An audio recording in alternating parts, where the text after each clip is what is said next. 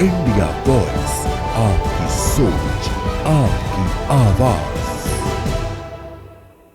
नमस्कार, मैं हूं चारुल कौशिक। आप देख रहे हैं इंडिया वॉइस। चलिए करते हैं बुलेटिन की शुरुआत। लखनऊ में सीएम योगी आदित्यनाथ ने हथकरघा विभाग की समीक्षा बैठक की और अधिकारियों को महत्वपूर्ण निर्देश दिए। सीएम योगी ने हथकरघा क्षेत्र को वैल्यू चेन मॉडल पर विकसित करने का निर्देश दिया ताकि ये केवल उत्पादन तक ही सीमित न रहे। प्रदेश में करीब 2 लाख बुनकर कार्यरत हैं और उत्तर प्रदेश इस क्षेत्र में देश में 6ठे स्थान पर है।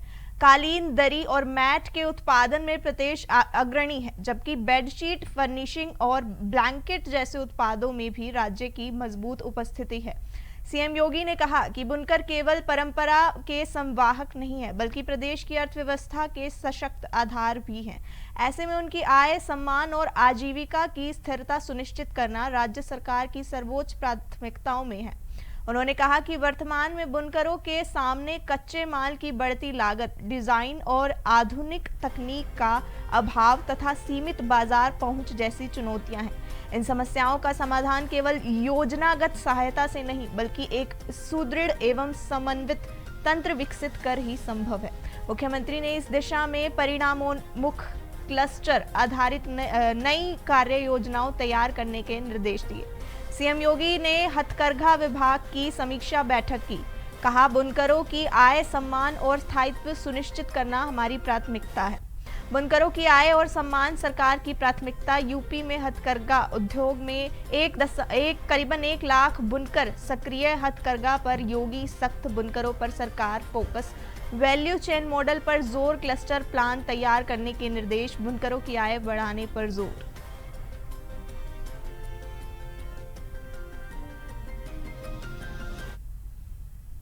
उत्तर प्रदेश में धुरंधर पॉलिटिक्स जारी है। 2 दिन पहले यूथ अगेंस्ट माफिया की तरफ से यूपी के कई जिलों में पोस्टर लगाए गए थे, जिसमें अखिलेश यादव के शासनकाल की तुलना धुरंधर फिल्म के ल्यारी राज से की गई थी। साथ ही कई दंगों और माफियाओं की पेपर कटिंग लगाई गई थी। पोस्टर में सीएम योगी को धुरंधर मुख्यमंत्री बताया गया था। भाजपा समर्थकों द्वारा लगाए गए ल्यारी राज वाले होर्डिंग्स का जवाब समाजवादी पार्टी ने देर रात सड़कों पर नए होर्डिंग्स लगाकर दिया है। सपा नेता मोहम्मद इकलाख की ओर से शहर के विभिन्न इलाकों में लगाए गए इन होर्डिंग्स पर सवालिया लहजे में लिखा गया है, ल्यारी का डर दिखाकर यूपी में अपनी नाकामी छिपाओगे कब तक? जनता समझ चुकी है। झूठे पोस्टर से बहलाओगे कब तक? इन होर्डिंग्स में जनता की आवाज के रूप में ये भी लिखा है, आपको क्या चाहिए ये पूछते हो बार बार, हमें अखिलेश यादव चाहिए, ये कह रही जनता 2027 में इस बार। सपा का ये है आरोप।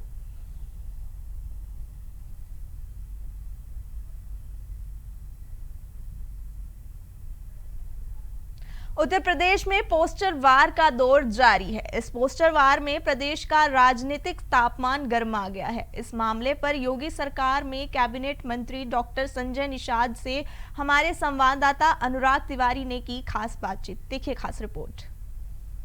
उत्तर प्रदेश में पोस्टर वॉर जारी है। हमारे साथ बात करने के लिए योगी सरकार मंत्री डॉक्टर संजय निषाद हैं। सर, पोस्टर वॉर जारी है, कभी ल्यारी राज, धुरंधर और फिर उसके विपक्ष में पूजा शुक्ला कहती हैं धुआंधार, और अभी भी नए पोस्टर लगे हैं। कैसे देखते हैं, क्या कहें? देखिए, सभी राजनीतिक दलों का एक ही काम है, उनका एक ही वार है कि गरीबी ख़त्म हो जाए, लाचारी, बेरोजगारी ख़त्म हो जाए, देश में विकास हो जाए, विदेशी ताकतें ख़त्म हो जाए, देश में भ्रष्टाचार का ये वार है। पोस्टर वार तो वो लोग हैं जिनको नॉन पॉलिटिकल लोग हैं। हम तो ये मर्यादा पुरुषोत्तम भगवान राम और निषाद राज की धरती है। यहाँ मर्यादित लोगों की जगह हैं। हमेशा मर्यादित रहना चाहिए और मर्यादित बात करनी चाहिए, मर्यादित पोस्टर जारी करना, किसी के भी चरित्र के खिलाफ नहीं होना चाहिए। और अच्छे कार्यों का, माननीय योगी जी ने बहुत अच्छे कार्य किए। उत्तर प्रदेश सर्वोत्तम प्रदेश बना, हमारा रेवेन्यू सरप्लस में है, सब कुछ है। तो और विपक्ष के लोगों को भी काम किए हैं, उनके भी कुछ अच्छे कार्य होंगे, उसका प्रचार प्रसार करना चाहिए ना, किस तरीके से जनता सही बात जाने जिससे फैसला ले। आपका जो विपक्ष है वो तो कह रहा है कि धुआंधार सरकार है, वो तमाम बातें और भी कहते हैं, उस पर नज़र आते हैं, आगे कोट करते हैं और सीएम योगी आदित्यनाथ के ऊपर सीधे सीधे वो टारगेट कर रहे हैं उस पोस्टर पे। विपक्ष के पास बयानबाजी, पोस्टरबाजी के अलावा क्या रह गया? बयान देंगे, बयान जनता के हितों में जो कुछ काम किए हों उसका प्रचार करना चाहिए, क्योंकि जनता वोट तभी मिलेगा जब आप जनता के हित की जो बात होगी करेंगे। ऐसा नहीं है कि कोई ऐसी पार्टी नहीं है कि जो जनता के हित में अच्छा कार्य नहीं की। वो सलाहकार ऐसे हैं जिससे सत्ता से लोग दूर हैं। अगर जनता के हित की बात करें और जनता के हितों में किए गए कार्यों की वर्णन करें तो जनता उसी हिसाब से कंपेरिजन करे तो वोट दे दे आज के दिन में। तो अगर राजनीति करने आए लोग, जनता का वोट चाहिए तो जो अच्छे कार्य किए हैं उसके हमेशा वर्णन होने चाहिए। क्या लगता है आपको इसका असर आने वाले चुनाव पर देखने को मिलेगा? जनता है, अच्छे कार्य कर रहे हैं हम लोग, मोदी हमारी एनडीए कर रहे हैं इसलिए जनता साथ में है। कार्य देखती है इसलिए साथ में है, और कार्य दूसरे का देखती है खराब है इसलिए नहीं। बहुत शुक्रिया सर बात करने के लिए। कैमरा से होगी हरीश साथ अनुराग तिवारी, इंडिया वॉइस। लखनऊ में कांग्रेस प्रवक्ता सुरेंद्र राजपूत ने कई मुद्दों पर भाजपा को घेरा। उन्होंने भाजपा प्रमुख नितिन नवीन की पश्चिम बंगाल संबंधी टिप्पणी की आलोचना करते हुए कहा कि भाजपा विभाजनकारी राजनीति कर रही है। साथ ही आरएसएस प्रमुख मोहन भागवत के स्वयंसेवक आधारित कार्य वाले बयान पर भी सवाल उठाए। असम में सुरेंद्र दैमारी के पार्टी छोड़ने को लेकर भी प्रतिक्रिया व्यक्त की। देखिए खास रिपोर्ट। तो नितिन नवीन जी, जब आप सरकार बनाने जा रहे तो जाके ओथ ले लो, कौन रोक रहा है आपको? चुनाव से पहले इस तरीके की जो थिथरई आप कर रहे हैं, ये बिहार की जनता इसको अपनी भाषा में थिथरई कहती है। आप लोग घुसपैठियों की चिंता, घुसपैठियों तो आपके दामाद हैं। जहां जहां चुनाव होते हैं वहां आप घुसपैठियों का नाम लेकर के हिंदू मुसलमान करने की कोशिश करते हैं और वोट लेते हैं। जनता सब जानती है, पहले झारखंड में किया, फिर बिहार में किया, अब बंगाल में किया, और चुनाव खत्म होने के बाद कहीं घुसपैठिए आपने निकाले भाई। और पिछले 12 सालों में कहीं घुसपैठिए निकाले 4480 के आसपास, और हमने कितने निकाले थे? 88,000। तो थोड़ा सा व्हाट्सएप यूनिवर्सिटी से बाहर निकलो नितिन नवीन। अब राष्ट्रीय अध्यक्ष हो गए हो तो राष्ट्रीय अध्यक्ष का काम व्हाट्सएप यूनिवर्सिटी को पढ़ना नहीं होता है। बंगाल की जनता बहुत समझदार है। भाजपा और टीएमसी दोनों के कुशासन का अंत करेगी और कांग्रेस को मौका देगी, ऐसा हमारा पूर्ण विश्वास है।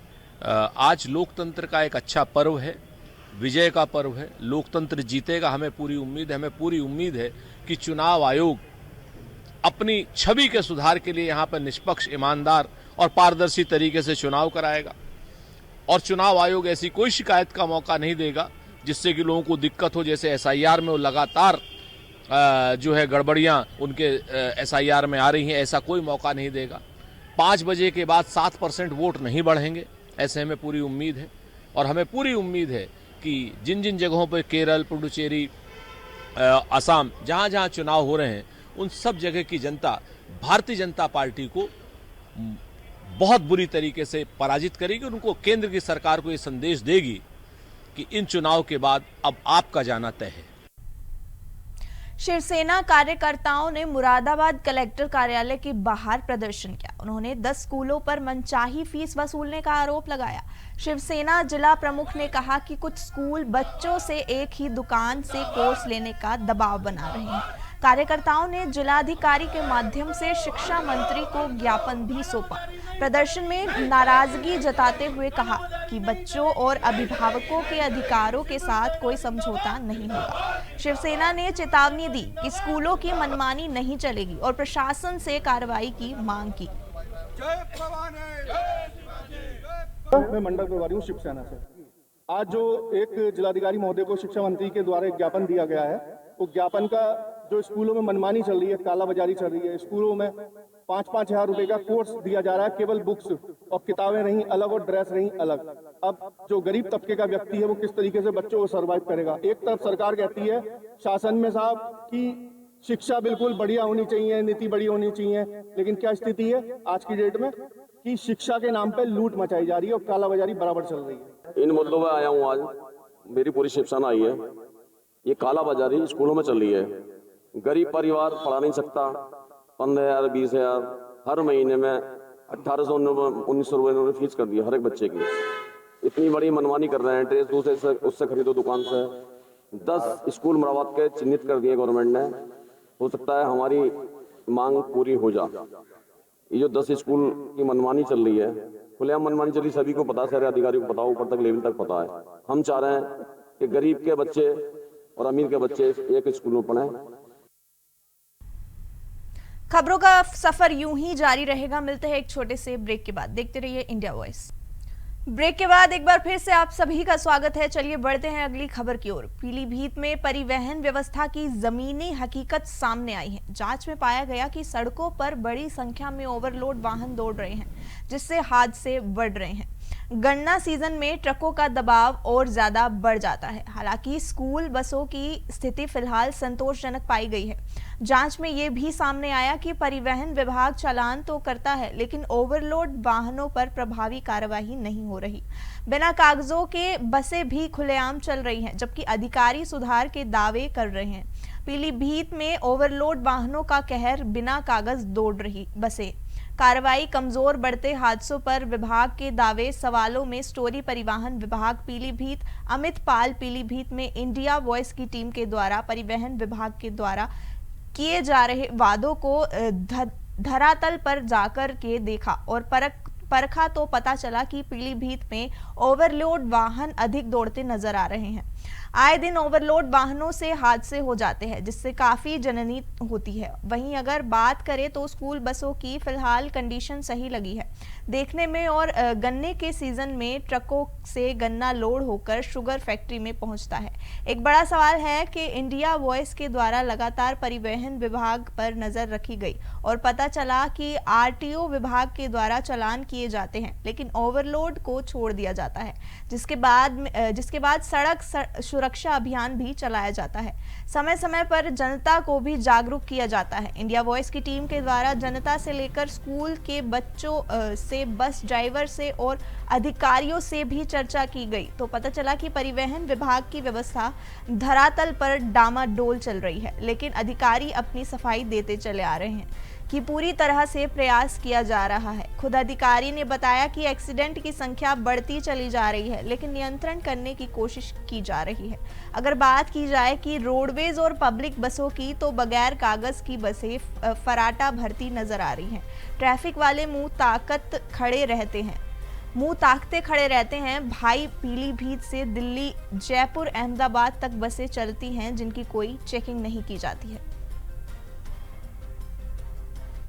कि आपको बता दूं कि पीलीभीत में यातायात जो है वो काफ़ी ही हद तक जो है पहले से सुधार हुआ है, लेकिन वहीं अगर आंकड़ों की बात कर ली जाए तो आए दिन जो है पीलीभीत में सड़क दुर्घटनाएं होती रहती हैं, जिसको लेकर जो है यातायात पुलिस द्वारा जो है फिलहाल तो कोई कठोर कदम नहीं उठाया जा रहा है।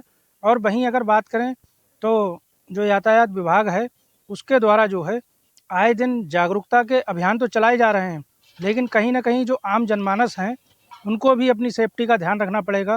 परिवहन विभाग सड़क सुरक्षा के नियमों के तहत पूरी कार्रवाई करता है। अगर वाहन कोई अगर बिना हेलमेट लगाए चलता उसका चालान होता है, बिना सीट बेल्ट का होता है। इसके लिए जागरूकता भी उत्पन्न की जाती है। गाड़ियों के फिटनेस परमिट, और यदि कोई ओवरलोड वाहन चलता है तो उसकी भी चेकिंग की जाती है और उसके भी जो है चालान एवं बंद की कार्रवाई की जाती है। भैया क्या नाम है आपका? गोविंद सिंह। जैसे आप लोग बस चलाते हैं तो कैसे चलाते हैं? इमरजेंसी पड़ने पर आप लोग क्या कर सकते हैं? फिलहाल तो गाड़ी तो बहुत अच्छी चल रही है। आज तक जब से हम चला रहे हैं गाड़ी, आज तक कोई ऐसी इमरजेंसी पड़ी नहीं। पंचर गाड़ी हो जाने पर आप लोग क्या करते हैं? पंचर हो जाने पे तुरंत टायर बदलते हैं। स्टेपनी रहती है गाड़ी की। गाड़ियों की क्या कंडीशन है? गाड़ियों की सब एक नंबर कंडीशन है, सब सेफ, मतलब टोटल ठीक गाड़ियाँ ठीक ठाक चल रही हैं। स्कूल के द्वारा कोई मदद मिलती है? स्कूल के ही द्वारा तो सब मदद है भैया, टोटल उन्हीं की गाड़ियाँ। और आरटीओ के द्वारा? आरटीओ के द्वारा कोई कागज हमारे कंप्लीट रहते हैं, कोई दिक्कत ही नहीं है आरटीओ से। ये लोग किस तरह से बस का संचालन करते हैं, बस को रास्ते में किस तरह से चलाते हैं? अगर बाई चांस कोई इमरजेंसी पड़ती है तो ये लोग किस तरह बच्चों को सुरक्षित बस से निकालने में कामयाब होते हैं? भैया, जैसे कि अगर बाई चांस कोई इमरजेंसी पड़ जाती है, जैसे रास्ते में हादसा हो जाता है या बस में कोई दिक्कत आ जाती है, तो आप लोग उस समय क्या करते हैं? अभी तक तो कोई आई नहीं ऐसी इमरजेंसी, लेकिन आएगी तो फिर बच्चों को सुरक्षित निकाला जाएगा। अच्छा, बस की अगर बात करें तो बस कितनी तेज गति पे चलती है? 60 पे मिनिमम चलती है। अगर बात करें तो कागज या मतलब किस तरह से आप लोग डेलीकेट करते हैं? सारे कागज कंप्लीट हैं। सारे कागज कंप्लीट रहते हैं। गाड़ियों की मतलब अगर कोई असुविधा होती है तो सब कंप्लीट रहता है। भैया, जैसे अगर बस के टाइम में बच्चों को अगर कोई दिक्कत आती है तो आप लोग उस समय क्या करते हैं? दिक्कत अभी तक तो कोई आई नहीं है। बाई चांस अगर जैसे गार्जियन की कमेंट हो या कोई कुछ भी हो, गार्जियन को फोन करते हैं, गार्जियन को तत्काल फोन करते हैं। इमरजेंसी पर आपके एक विंडो होती है, उसे कैसे मैनेज करते हैं? जरूरत नहीं पड़ी अभी तक, तो फिलहाल बैंडो है। अच्छा, आपका बच्चे क्या नाम है? आरुष यादव। जैसे आप अगर बस से आते हो तो अगर इमरजेंसी पड़ती है तो क्या करते हैं आप लोग? अभी तक कोई इमरजेंसी पड़ी नहीं है। इमरजेंसी अभी पड़ी नहीं है। कौन से विद्यालय में पढ़ते हैं? सरस्वती विद्या मंदिर प्राइमरी स्कूल, कहाँ से आते हैं? कलीनगर। कलीनगर से आते हैं। जैसे अगर आपके पिताजी कहते हैं सुरक्षित जाना, तो आप लोग बस में आते हो, तो बस में कैसा महसूस होता है आप लोगों को? अच्छा। अच्छी तरह से आते हैं। क्या नाम है अल्लाह आपका? केशव यादव। आप लोग बस में आते हैं तो कोई दिक्कत तो नहीं होती है ना। गाड़ी के बगैर? जैसे ड्राइवर चालक हैं, ये लोग कैसे गाड़ी चलाते हैं? सही से चलाते हैं। इमरजेंसी पड़ने पर क्या करते हो आप लोग?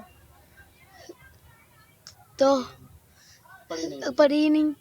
जैसे कि देखा है कि गाड़ी में अगर बात करें तो इमरजेंसी आती है तो पीछे एक विंडो दे रखा है, और बकाया इमरजेंसी पड़ने पर टोल फ्री नंबर गाड़ी पे लिखे रहते हैं। अब बाइक कोई भी कॉल करके इमरजेंसी की पर कोई भी कॉल करके सूचना दे सकता है। इंडिया वॉइस की टीम के द्वारा पीलीभीत का परिवहन विभाग के द्वारा रियलिटी टेस्ट किया गया, जिसमें पता चला कि कई ओवरलोड वाहन हर समय चलते रहते हैं। वहीं अगर जानकारी ली, अधिकारियों से भी जानकारी ली, और अधिकारियों से ये जानकारी ली कि विद्यालय में या पब्लिक बसें या रोडवेज बसें या पब्लिक ट्रक हो गए, इनमें क्या क्या ओवरलोड होकर के चलता। तो इसमें कई ऐसे वाहन आए, उसमें ओवरलोड होकर के पीलीभीत में आए दिन देखने को मिलते रहते हैं। जैसे कि गन्ना आदि लकड़ी वगैरह इतनी लोड भरी गाड़ियां चलती रहती हैं पीलीभीत में। अगर बात करें तो स्कूली बसों की, स्कूली बस में भी कुछ सुधार दिखाई दिया है, क्योंकि स्कूली बसों की आरटीओ विभाग के द्वारा पहले से ही जांच कर ली गई। अगर स्टूडेंट और जनता से जानकारी ली गई कि तो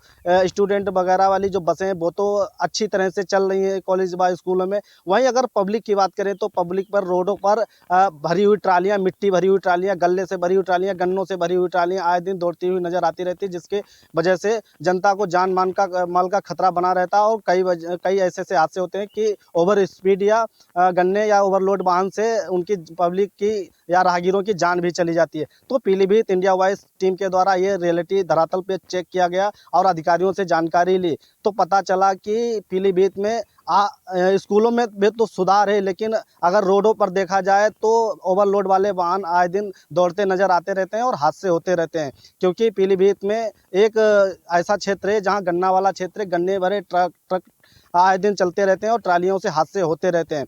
तो कहीं न कहीं देखा जा सकता है कि पीलीभीत में इतना खास आरटीओ विभाग के द्वारा जो परिवहन विभाग है, इतना खास अच्छी तरह से नहीं चल पा रहा है। फिलहाल अधिकारी का कहना है कि हमारे द्वारा चेकिंग व टैक्स वगैरह सब देखा जाता है और गाड़ियों के चालान भी किए जाते हैं। अब देखना ये होगा कि और सुधार होता है या नहीं। जब तक के लिए देखते रहे इंडिया वॉइस, अमित पाल, पीलीभीत से। चलिए बढ़ते हैं अगली खबर की ओर। अमेरिका और ईरान के बीच सीज फायर की घोषणा पर कांग्रेस प्रदेश अध्यक्ष अजय राय ने प्रतिक्रिया दी। उन्होंने कहा कि ये कदम बहुत पहले उठाया जाना चाहिए था। अजय राय ने बताया कि इस संघर्ष में कई लोगों को नुकसान और जान गंवानी पड़ी। उनका मानना है कि अगर ये आज नहीं बल्कि पहले होता तो समय और जीवन की हानि कम होती। पहले हो जाना चाहिए था। तमाम इसमें जनहानि का इसमें घाटे हुए हैं, तमाम लोग इसमें मारे गए, तमाम दुर्घटनाएं घटी हैं, और मैं समझता हूं कि जो आज ये सीज फायर हुआ है ये पहले हो जाना चाहिए था, और निश्चित तौर से ये पूरी दुनिया के हित के लिए हुआ है। उत्तर प्रदेश के कई जिलों में खराब मौसम के चलते लोगों को हाल के दिनों में कई दिक्कतों का सामना करना पड़ रहा है। कानपुर में इंडिया वॉइस से खास बातचीत में मौसम विशेषज्ञ सुनील पांडे ने बताया कि आने वाले दिनों में मौसम साफ रहने की संभावना है। ओलावृष्टि, आंधी और तूफान से राहत मिलने की उम्मीद है। उन्होंने कहा कि जेट स्ट्रीम के प्रभाव से वेस्टर्न डिस्टर्बेंस अब पहाड़ी क्षेत्रों तक सीमित रहेगा और गंगा के मैदानी इलाकों पर इसका असर कम होगा। कानपुर मंडल में तापमान बढ़ेगा। किसानों को फसल सुरक्षित करने की सलाह दी गई है। पिछले 6 दिनों से उत्तर प्रदेश के कुछ जिलों में खराब मौसम के कारण जनजीवन काफी प्रभावित हुआ है। अगर कानपुर की बात करें तो कानपुर में भी आंधी, तूफान और ओलावृष्टि के कारण किसानों के साथ आम लोगों को काफी दिक्कतों का सामना करना पड़ा। कानपुर में इस वक्त हमारे साथ मौसम विशेषज्ञ मौजूद हैं, उनसे बातचीत करेंगे। सर, आने वाले दिनों में किस तरह का मौसम रहेगा, क्योंकि अभी कुछ दिनों से काफी नुकसान हुआ है? देखिए, अभी तक जो हमारे पश्चिमी विक्षोभ थे, जिनको वेस्टर्न डिस्टर्बेंस कहते हैं, जिनकी वजह से ये सारी गतिविधियां पूरे कानपुर मंडल सहित पूरे उत्तर प्रदेश और उत्तर भारत में दर्ज की जा रही थी। लेकिन अब ये जो जेट स्ट्रीम होती है, जब ये नीचे होती हैं तो इन वेस्टर्न डिस्टर्बेंसों को प्रभावी बना देती हैं। अब जेट स्ट्रीम ऊपर चली गई हैं, तो जो भी हमारे पश्चिमी विक्षोभ आएंगे वो अब पहाड़ों पर असर करेंगे, लेकिन गंगा के मैदानी भागों में, कानपुर मंडल में इनका असर ना के बराबर होने की संभावना है और धूप तेज निकलेगी। लेकिन इसी के साथ अब उत्तर पश्चिमी जो सर्द हवाएं इस समय हैं, क्योंकि अभी तक बर्फबारी पहाड़ों पर दर्ज की जा रही थी, तो वो अभी तापमानों को बहुत तेजी से नहीं बढ़ने देगी, लेकिन फिर भी तापमान क्रमिक रूप से आगे बढ़ेंगे और अब हमें गर्मी के लिए तैयार हो जाना चाहिए, जहां तक कानपुर मंडल और उत्तर प्रदेश की बात है। और अब एंटी साइक्लोन जब बन जाता है तो निश्चित रूप से फिर गर्मी पड़ने की संभावना बन जाती है। तो एक एंटी साइक्लोन भी बन गया है जो आज शाम या कल तक राजस्थान के ऊपर बन जाएगा। तो कानपुर मंडल सहित गंगा के मैदानी भागों में अब तापमानों में क्रमिक रूप से वृद्धि होगी, लेकिन फिलहाल जो ये उत्तर पश्चिमी सर्द हवाएं आएंगी ये तापमान पर थोड़ा नियंत्रण रखेंगी। तो बढ़ेंगे तो क्रमिक रूप से बढ़ेंगे, एकदम तेजी से बढ़ने की संभावना नहीं है। क्या कहा जा सकता है कि अब तूफान वगैरह आएगा कि कानपुर मंडल में नहीं आएगा? फिलहाल अभी अब कोई ज्यादा संभावना नहीं देखी जा रही है, लेकिन जो हमारा प्री मानसून की गतिविधियां होती हैं उनमें यकायक कई तरह के सिस्टम बन जाते हैं और नमी बंगाल की खाड़ी, फारसी खाड़ी और कैस्पियन सागर से आ जाती है, तो इस तरह के सिस्टम बन जाते हैं। जो नमी अभी बाकी है हमारे एटमॉस्फेयर में, उसकी वजह से कहीं कहीं थोड़ी थोड़ी शाम के समय बूंदाबांदी की सिर्फ संभावना है।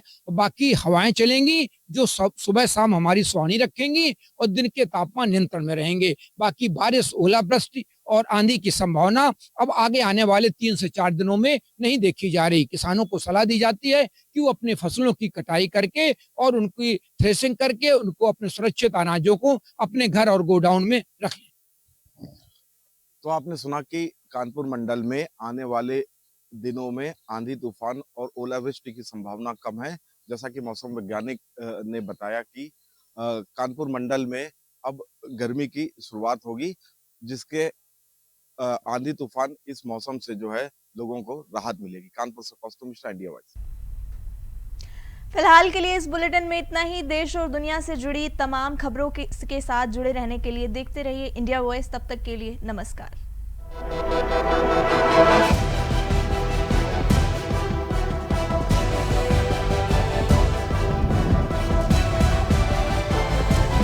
इंडिया वॉइस, आपकी सोच, आपकी आवाज।